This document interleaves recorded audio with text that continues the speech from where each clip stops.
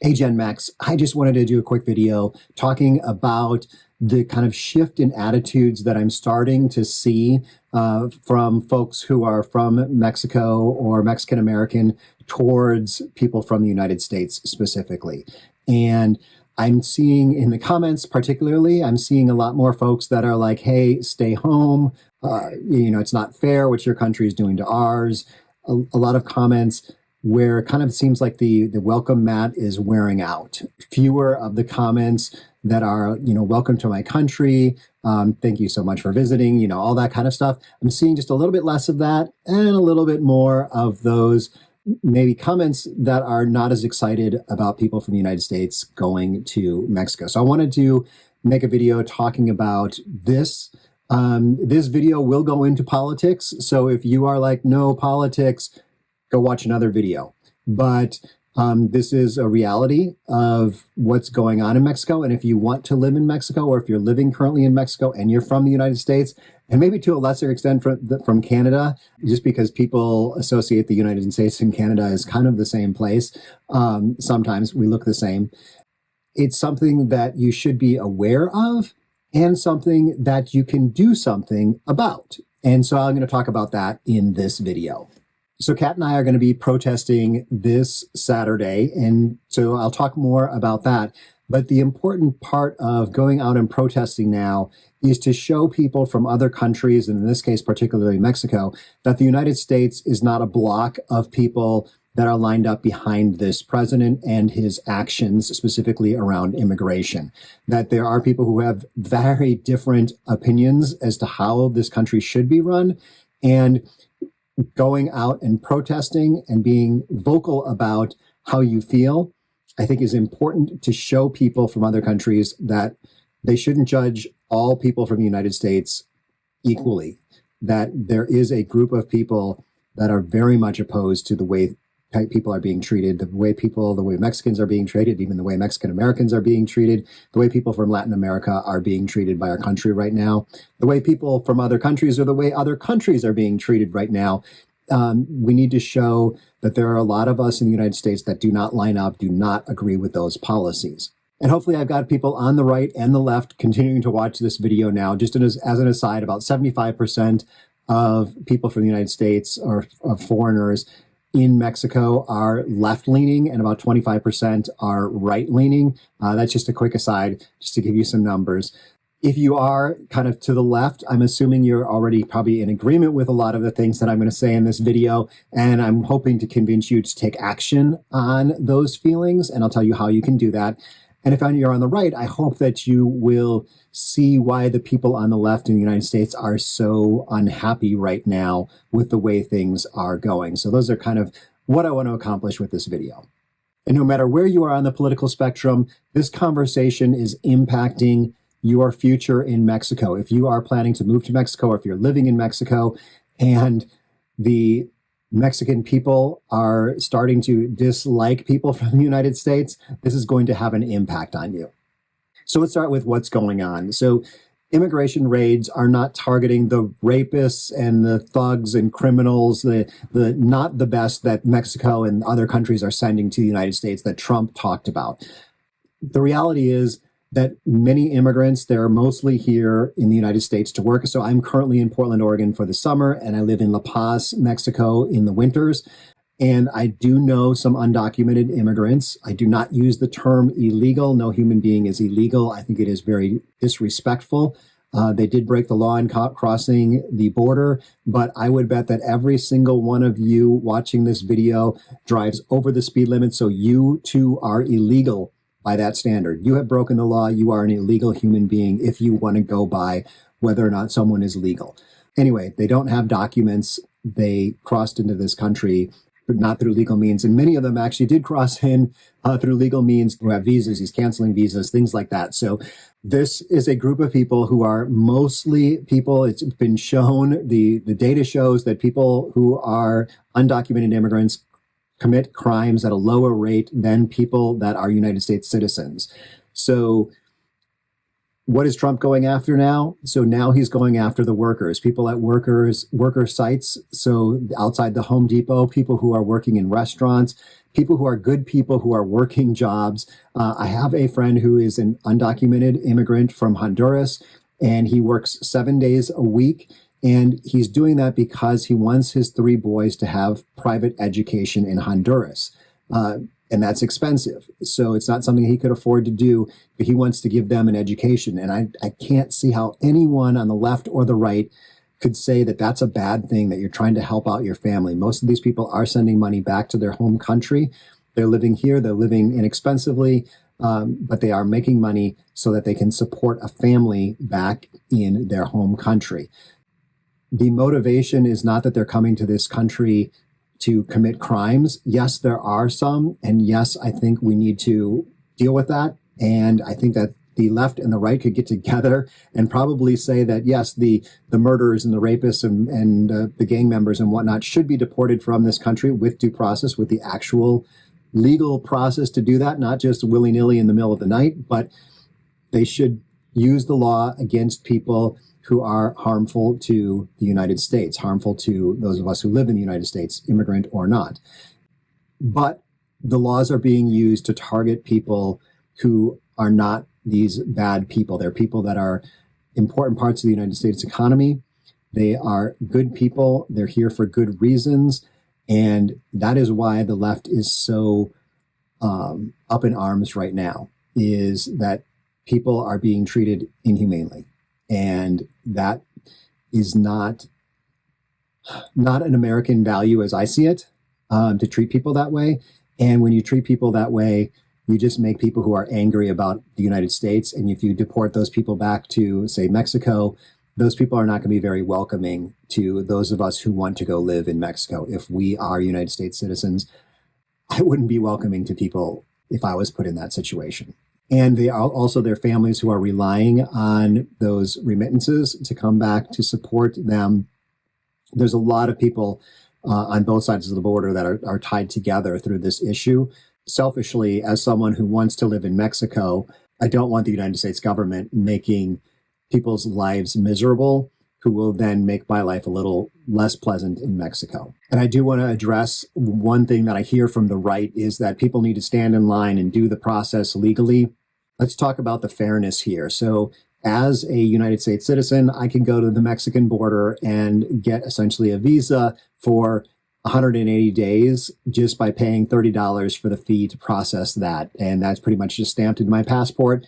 If you go in by plane, it's added to your ticket. It's just almost a guarantee, maybe not a guarantee of 180 days, but that is what you're eligible for.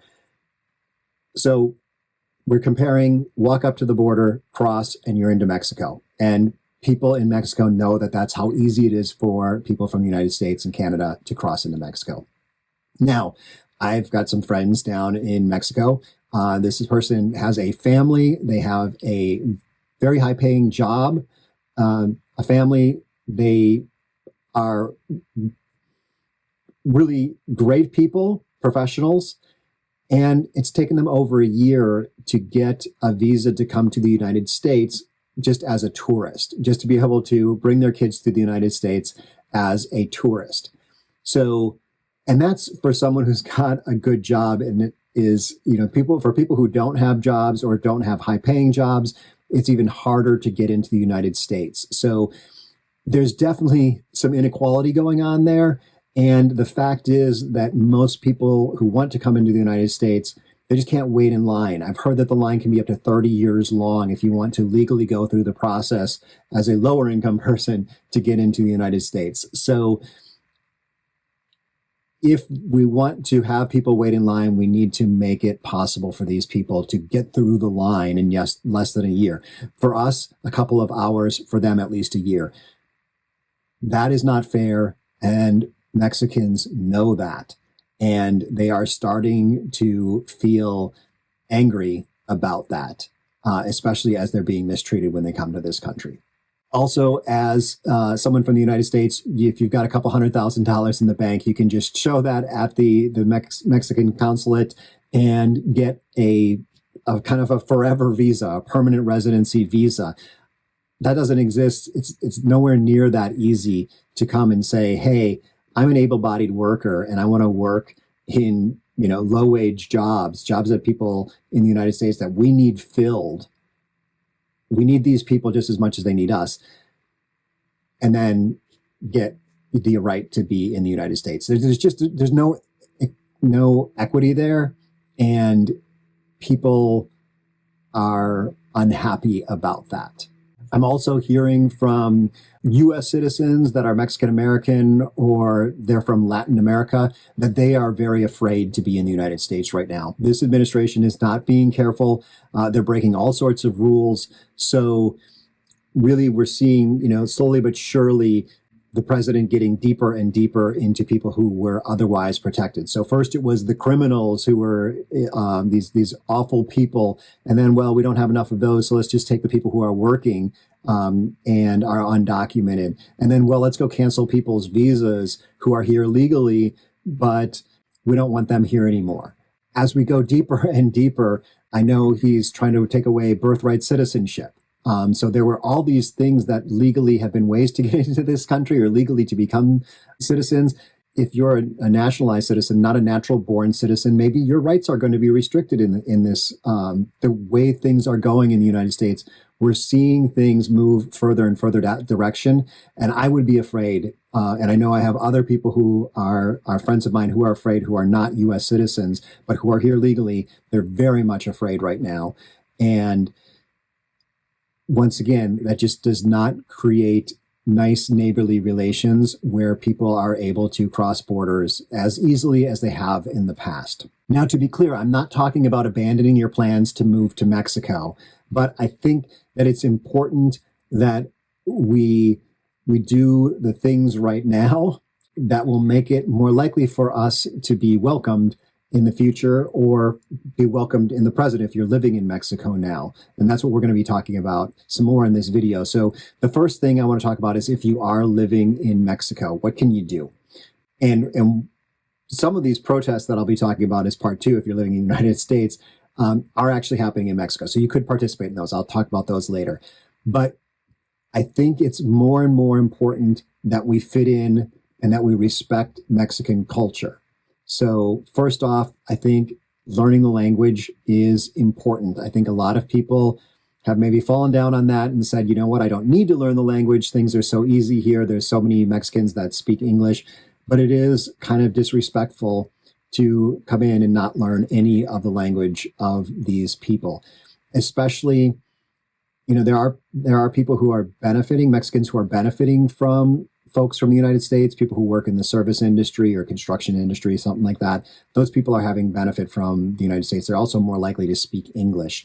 But the Mexicans who don't speak English are less likely to be involved. I think of the miners in El Centenario who work out in the mine. They're not seeing any benefit from people from the United States or any foreigners living in El Centenario. They're only seeing negative things like the prices going up.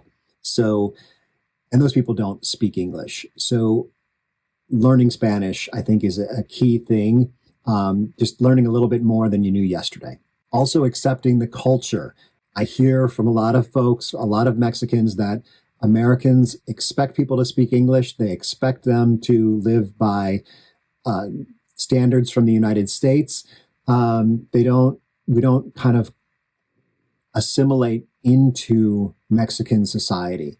And I think, we definitely have there's definitely an ugly American thing that happens. Hopefully not with all of you who are watching, that you're kind of cognizant of that and you recognize your privilege and you're like, okay, I'm going to do my best to assimilate. But, things like loud music. Mexico has loud music. Don't ask people to turn it down. That is something in the United States where, that's what we do. We ask people to turn down their music, but in Mexico, you don't do that. Don't show your privilege. Don't show that you feel somehow better than people in this culture. We also need to recognize that we are more well off than most Mexicans. If you're able to get a temporary or permanent visa, then you're in the top percentages of people in Mexico. So a couple of things. One is we need to be paying our taxes. And a lot of people talk about how if you don't earn money in Mexico, you don't earn taxes in you don't owe taxes in Mexico. I don't think it's that simple. I'll be having more videos about this as I learn more myself. I think there are a lot of, I see it in the comments, that Mexicans are unhappy with people from the United States who move in, or people from foreigners who move in and don't pay their taxes, because Mexicans are paying their taxes and we have taxes that we should be paying. So maybe step one is to stop saying foreigners never owe taxes unless you make money in Mexico. Because like I said, it's more complicated than that.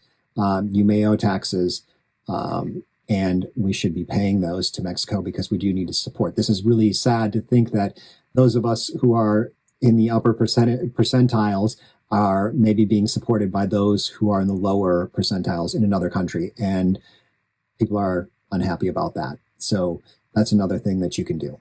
Continuing along that line is donating to support local nonprofits.